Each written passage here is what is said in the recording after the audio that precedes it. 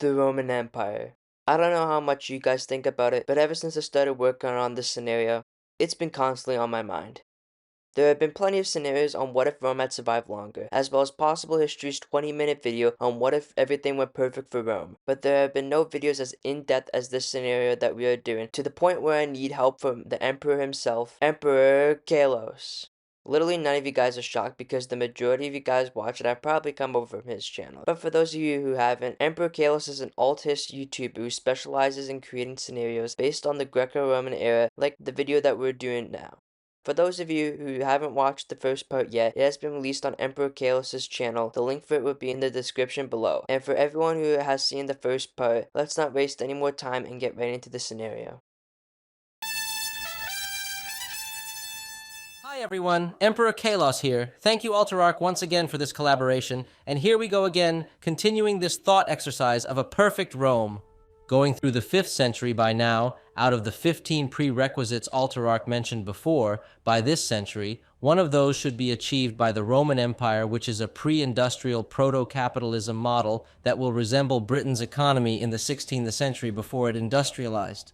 As for finding the connection between physics, math, and engineering, the Romans would have been able to make significant progress in this area. Most likely by this point, they would have an understanding of empirical principles like leverage, flow, and torque, but they still wouldn't have discovered the physics that Newton discovered, along with the laws of motion, which would also be important to achieve full industrialization. Rome will also begin the mass manufacturing of basic tools like lathes, mills, gears, drills, and water power, but they still won't have the capabilities to build precision tools to make other machines, which is a major bottleneck for true industrialization because without those tools they can't make interchangeable parts, which means they can't make many machines, which means they can't make fine gears, and therefore they will struggle to create steam engines for those same reasons for now. Other things that should be able to enter mass production are amphorae, bricks, and weapons. As for the rest of the prerequisites, they are slowly being worked on, like slavery, which would drastically decline and be replaced by free citizens who work for wages along with being replaced by machines, and the peasant class will also see improved conditions due to worker reforms in order to keep them alive longer. As for the scientific method and economic theory, it will begin its development with the scientific method being significantly studied and a more complex economic theory still being in its early stages of being developed. Lastly, with calculus, it is still most likely that it wouldn't really be developed in this timeline yet, which would be important to discover in order to develop the ideas of thermodynamics. Also, because of the collapse of Parthia, the Romans will have much more increased trade with India and China, using the Silk Road to do so, along with the Red Sea. In order to gain better access to trading with India, the Roman Empire will expand into the Red Sea, as well as all around the Arabian Peninsula, just like in my video of what if the Roman Empire conquered Arabia, in order for ships to restock at caravanserais, so that trade with Far Eastern lands will be much more cost-effective, and that could happen much more efficiently than if it wasn't conquered, along with solving the problem of Arabian piracy, with closer trade with China and India being secured through gaining access to and having a complete control over the western half of the Silk Road through the pacification of Persia, along with expansion into the Arabian Peninsula. It will bring great wealth and much more profits on Eastern luxury and goods to the empire. Rome would then gain access to things like better quality silk, jade, paper, porcelain from China, and spices, cotton textiles, sugarcane, and pearls from India, which will make industries like textiles, furniture, sculpture, cosmetics, and more boom radically. Rome would also be able to gain more access to important knowledge like even more advanced mathematics and astronomical tables. From China, the Romans could learn how to make a better paper, which would be crucial for the empire's literacy rate and education, along with learning about printing techniques, the compass, advanced steelwork, and hydraulic tech. With all the new things that the Romans would have discovered, Roman academies would then adopt Indian math into their knowledge, state-subsidized scholars would study astronomy and navigation, and Roman shipwrights would learn how to use Chinese junk design and sternpost rudder. All of this means that the formation of the scientific method, clockmaking, navigation, and mechanics would become significantly more developed than if they hadn't had those trade relations, which would speed up the process of the Proto-industrial revolution and would launch a sort of Renaissance type of cultural revolution in Roman culture, which will be needed to further push them towards industrialization. With all of that, I believe that we have talked about everything we can for this century, so I now hand it back to Alterarch once again. As the 6th century dawns upon Rome, the pre-industrial renaissance rapidly intensifies to the point where the Roman Empire has now entered a second golden age. With the new knowledge gained from India and China, as well as the knowledge that India and China have gained from Rome, all the powers work together more closely to advance more in the understanding of mathematics, physics, and astronomy, along with medicine by merging Greco-Roman, Indian, and Chinese systems to further their understanding in that field, as well as their understanding of machines and hydraulics. Experimenting with steam would start to become serious state projects similar to all the great architecture projects that Rome have built in our timeline. As a result, scholars and inventors would also become state-sponsored as well. And last of all, the first Roman universities would also start to appear in Rome. Moving on to the politics of Rome, and with the Renaissance that is happening in Rome, the first Roman emperor that is an enlightened despot ascends to the throne and makes a bunch of really important reforms. They first undergo the process of decentralizing the empire, which would have started taking place slowly over time by this point. The empire will be divided into autonomous provinces run by princes and a central imperial council, creating the first proto-federal system in order to better manage the vast territories of Rome that would span from its puppet kingdoms in the east all the way to Caledonia, and most likely in the mid-6th century all the way up into Iceland, which would be able to be discovered with the improved navigation systems that they would gain thanks to the new trade relations with India and China. The Romans discovering Iceland would be the most significant discovery that they have ever made up to this point, and they wouldn't even know it because Iceland will soon become the Roman Empire's gateway into the Americas. The Romans would then set up a port colony in Iceland, which they will also do on the west and east African coast, and in India, creating the first colonial trading post system, which Portugal did in our timeline.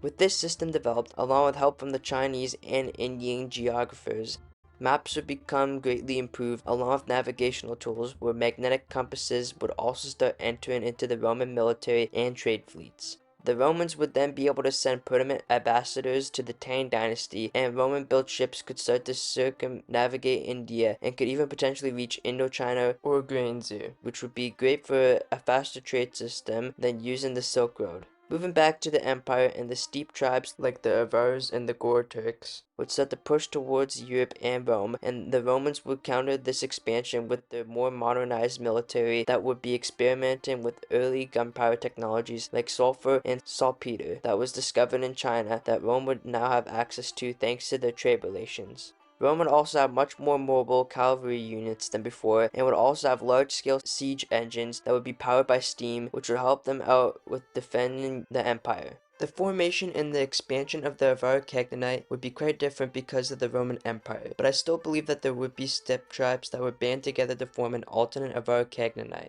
In our timeline, the Avars had control over Crimea to gain access to the Black Sea, but since the Romans exist as a powerful empire in this timeline, they would be able to likely use European rivers to discover the Baltic Sea and move up towards there instead of into the Black Sea. Border crashes would happen between the Avars and the Romans, which would result in the Romans launching a campaign to conquer the Avars, and then turn it into another puppet kingdom eventually, as another buffer state that can be used against the rest of the steppe tribes. Once the Avars are eventually subjugated with Rome's massively superior army, they would become the newest major buffer state, with Roman provinces like Dacia, who have long since been Romanized, being able to officially gain province status into Roman proper, expanding Rome greatly. Focusing back onto the political reforms that Rome would go under, and some more things that we can include is a new class system with the emperor on top of it, followed by a new elite upper class that would be made up of the Senate, the military, and the intellectual elites, which would keep each other in check, and then the free citizens or the middle class, which would be emerging more and more as time goes on, with the slave class at the bottom becoming more and more phased out over time.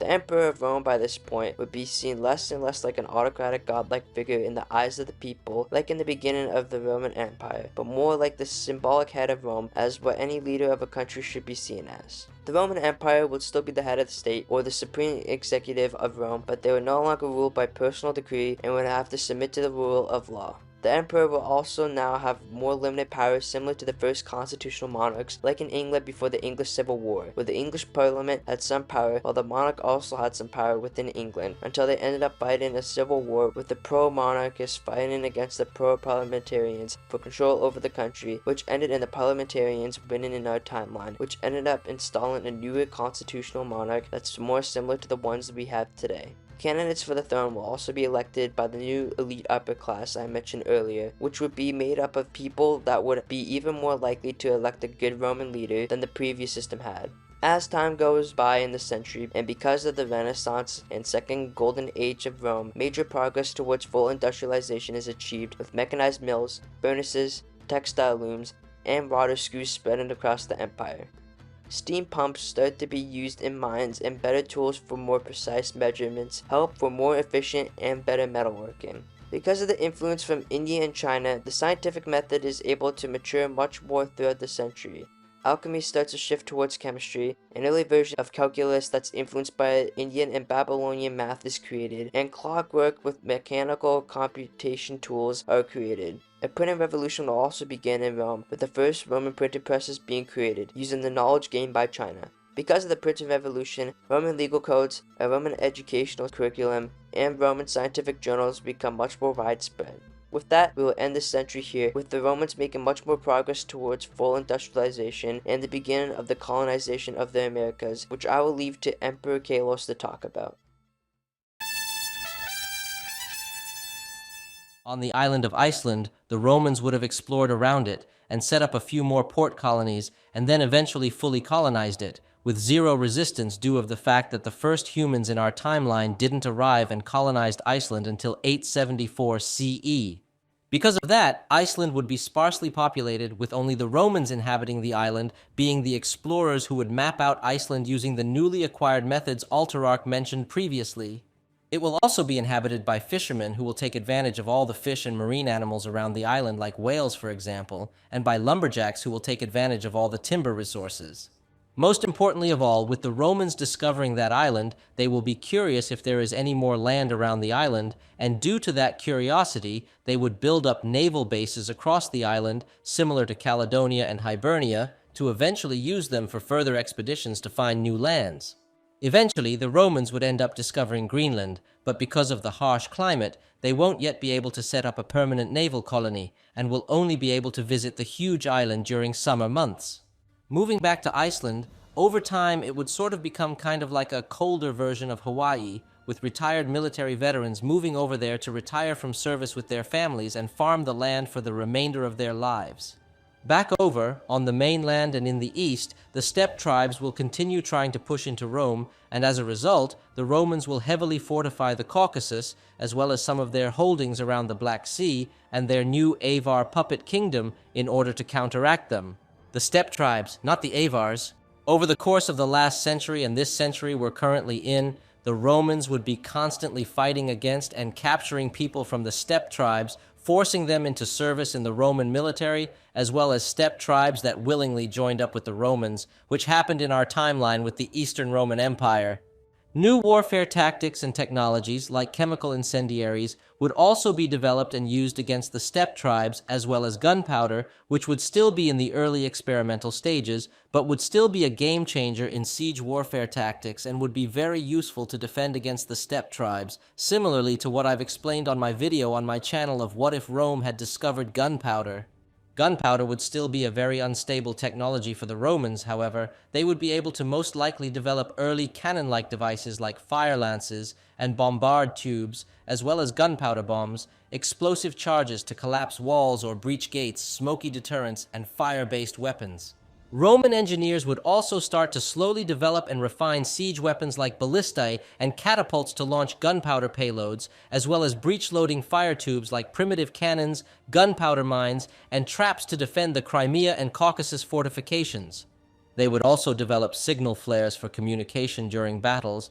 metallurgy for gun barrels, and prototype versions of grenades and rockets. Rifles, muskets, and portable firearms would still be centuries away from being developed because of the lack of precision machining tools that are needed, as well as not fully understanding how the chemical reactions worked yet. With Roman scientists becoming more and more interested in the properties of gunpowder, they would also develop chemistry science much more, which could lead to early chemical labs designed to test on gunpowder, as well as proto-chemical warfare by using the Romans' newfound chemical understanding of it, developing smoke bombs, stink bombs, fire powders, and more. It will also help push industrialization more, with the scientists needing stronger metals, more precise tools, and more organized logistics to develop gunpowder even further.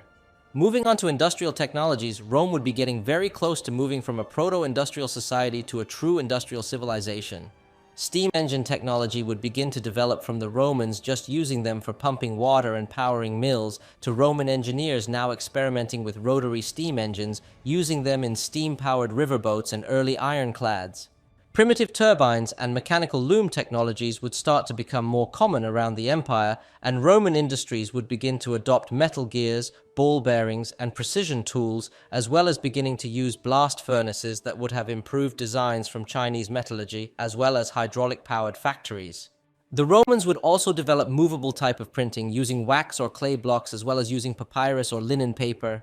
As a result, information can be recorded and distributed across Rome even faster, and literacy rates would increase across the empire, as well as universities and trade schools beyond what it already did during the initial conception of an early printing press industry. Major Roman cities would also have evolved into pre-industrial metropolises around the empire, and in those cities, a much stronger middle class of urban industrial workers would begin to form. Slavery would also be pretty much phased out for middle-class professional workers, with slavery even starting to become fully illegal in some provinces, though military slavery, especially during the past 2 centuries due to the steppe tribes and the Gok Turks, would still be common practice in order to help Rome fight those wars. Philosophers would start to begin formalizing the scientific method, and with the empire's deeper understanding of mathematics, physics, and advanced engineering, early mechanics, textbooks, and experimental physics could then start to develop, although very slowly and not in the same order as in our reality when it started to happen. The Romans throughout those centuries, their main focus would be on containing the Gok Turks by teaming up with the Chinese. By this point in our timeline, the Turkic Khaganate was starting to collapse, and the Chinese took advantage of that and conquered the Eastern Turkic Khaganate in a swift campaign that lasted less than a year, while also trying to conquer the Western Khaganates, which the Tang dynasty was partially successful in doing. However, they eventually suffered a great military defeat in the Battle of Talas against the Abbasid Caliphate, followed by an 8-year-long civil war. In this timeline, Islam wouldn't exist, because Islam wouldn't have been able to expand or potentially even form, because Rome would control the entire outer Arabian Peninsula by this point in time. With influence from Rome, the Chinese could adopt many reforms that would prevent the conditions that lead to the civil war, meaning they could be able to conquer more of the Gok Turks' territories in this timeline. The territory they will conquer would still be very difficult to maintain due to those regions being really vast, ethnically diverse, and hard to control due to the nomadic mobility of Turkic tribes, constant local rebellions, as well as resistance from remaining steppe clans. But despite that, with the changes we have made to China, they will be much more powerful because of all the trade with Rome, and thus there would be a greater importance in securing the Silk Road to safely trade with Rome, so they would team with each other as well as with India to an extent to secure the Silk Road from the Gok Turks. In this timeline, the Chinese and the Romans would team up to launch a massive coordinated campaign against the Gok Turks when they would start to collapse, with the Chinese conquering what they did in our timeline and actually holding on to it, while the Romans would be taking advantage of the Western Khaganate, which would start to collapse like in our timeline.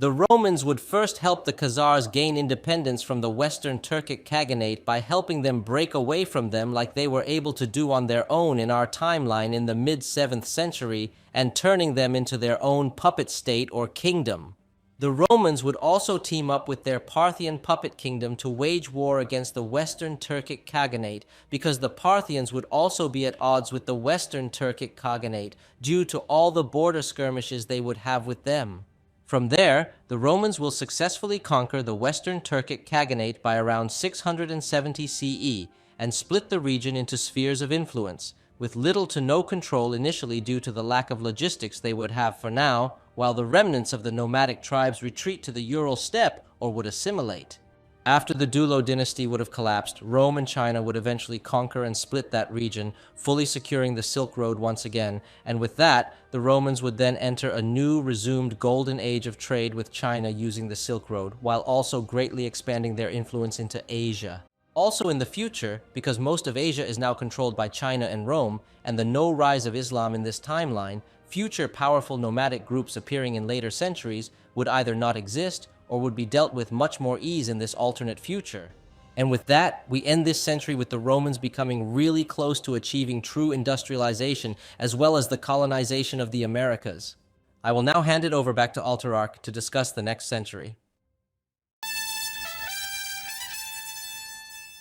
The period between 700 to 800 CE in perfect Rome marks the end of the Proto-industrial revolutionary era and the transition to the beginning of the Roman Industrial Revolution and the Age of Exploration. After the first ports in Greenland are set up, Roman ships officially land into the New World in modern-day Newfoundland, Canada, similar to what the Vikings did with their Vinland colony in our timeline. They would then plant the Roman flag into the ground and eventually set up the first Roman port colony in the Americas. Moving back to Europe, and in our timeline, the Viking Age began in Scandinavia during this century, but with the presence of the Roman Empire, the Viking Age is drastically different in this timeline and could be completely prevented because the Romans would have naval superiority over the rest of the Baltic Sea, so it would be impossible for the Vikings to raid the Roman Empire or their puppets like they did to northern European countries in our timeline. The Romans would also start to take over a bunch of small islands in the western Baltic Sea in order to trade with Viking tribes in southern Scandinavia, which started to develop more in our timeline during the 8th century.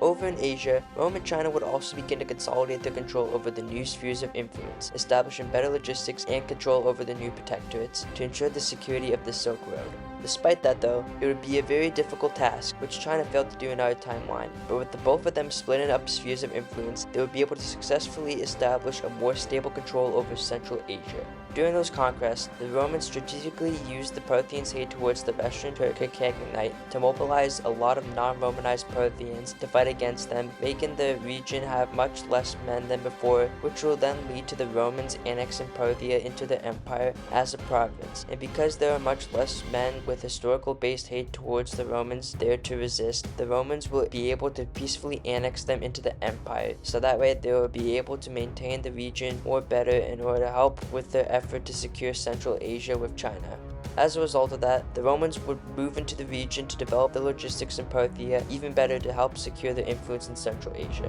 One last thing that I would like to mention is that in our timeline, the Gupta Empire collapsed by this point, mainly because of external invasions into the country combined with the Turkics disrupting their trade, which would be prevented in this timeline. All of their internal issues could also be solved over time, with the Gupta Empire taking inspiration from Rome's decentralized system to decentralize the Gupta Empire, which will solve the problem of all the ethnic tensions within the empire, meaning the Guptas will survive for much longer in this timeline. Because the Guptas would still survive in this timeline, they would be able to team up with the Roman Empire to conquer the Turkic tribes located in modern-day Afghanistan and eventually annex them into their empire. They would also over time expand their influence into the south to control the entire Indian peninsula, officially cementing the Gupta Empire as one of the three great powers of the world in this timeline.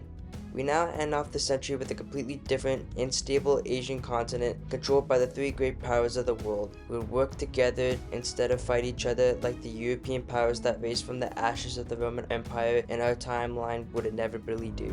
Back in Rome, and gunpowder would be even more developed over the course of the century, with crude artillery becoming widespread in fortresses and legions, early metal casting techniques improving with scientific metallurgy, black powder recipes becoming standardized by military chemists, and alchemical texts being replaced by empirical chemical experimentation. As the century ends, Rome would have achieved all the prerequisites necessary for industrialization to begin in 800 CE, with them achieving the discovery of the connection between physics, math, and engineering, developing a more sophisticated economic theory, creating machine tools, developing calculus, developing a more capitalist model, standardizing the scientific method, and building up a stronger middle class. Although slavery does still exist, it's almost completely phased out by this point, except for military slavery, with the slaves that do still exist in the empire now resembling the middle class much more, with slaves specializing in a specific task to make money for their master. With all that in mind, as the 8th century ends and the 9th century begins,